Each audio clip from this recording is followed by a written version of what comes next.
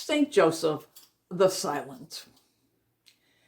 We hear about Saint Joseph in the Gospels. When we first hear of Mary's Annunciation, when the angel of the Lord came to Mary and gave her the challenge when she was asked to be the mother of God. And she was betrothed to Joseph, and now she had to go and she had to tell Joseph that she was bearing a child. And Joseph loved Mary, and he couldn't understand what was going on, what was happening, how was she betrayed him, and he had so many questions. But he had faith, and he loved Mary, and he thought the safest way he could protect her was to go and have her divorced. But an angel appears to Joseph. And when the angel appears to Joseph, he says, okay, Joseph, it's okay to take Mary for your wife. The baby that she is bearing is the Son of God, Emmanuel, God with us. And so Joseph, being a man of strong faith, believes what the angel says, takes Mary for his wife, and begins their small family.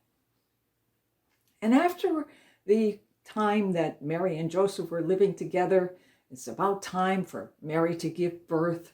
They have to go a long journey of about 60 to 70 miles to register because of the Caesar's demand for a registration and census.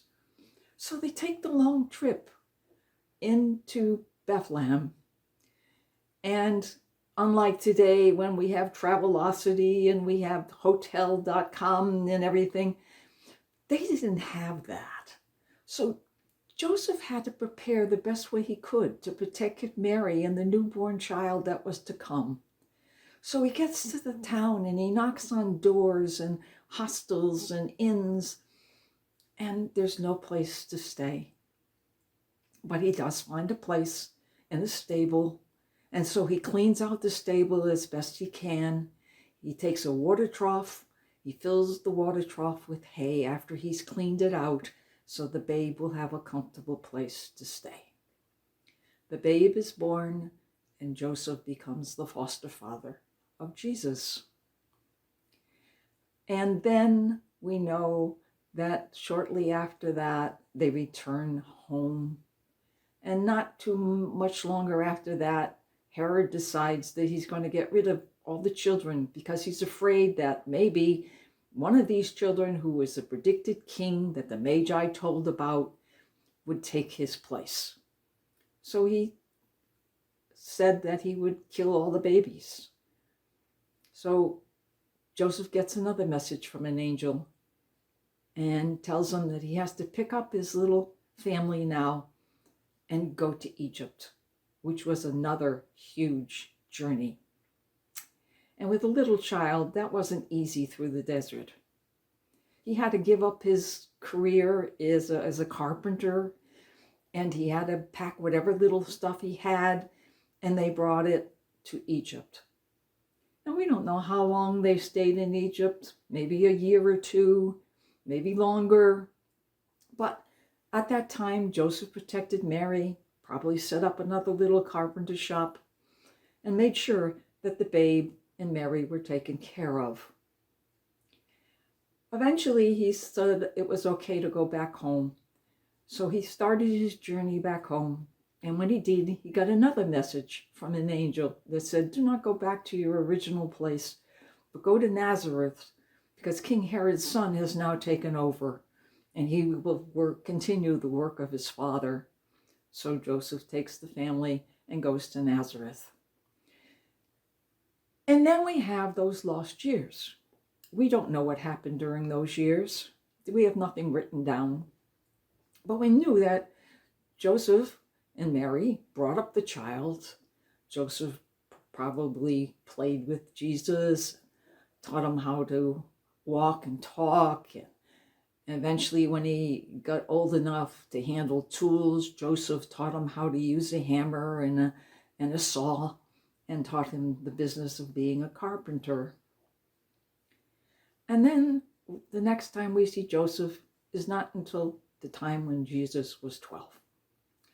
And at that time, they go to Jerusalem for the annual feast of the Passover. And at that time, we know that Jesus gets lost in the temple. And again, Joseph protects the little child. They go after Jesus, they find him, and they bring him back to Nazareth. Sometime later after this, we don't know when or how or anything about it, but Joseph must have died because he was older than Mary. And that's all we know about Joseph. There's no other written thing about Joseph anywhere in the Gospels. And one thing we have to know is that Joseph never spoke a word in any of the Gospels. Joseph was silent. But he spoke volumes, not by his words, but by his actions.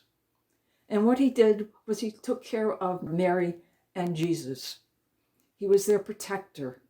He was loving. He was kind. He was gentle. He was just.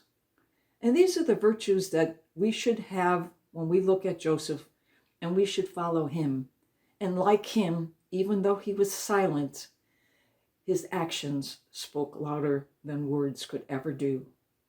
And we too must become humble and just, loving and kind, just as Joseph was.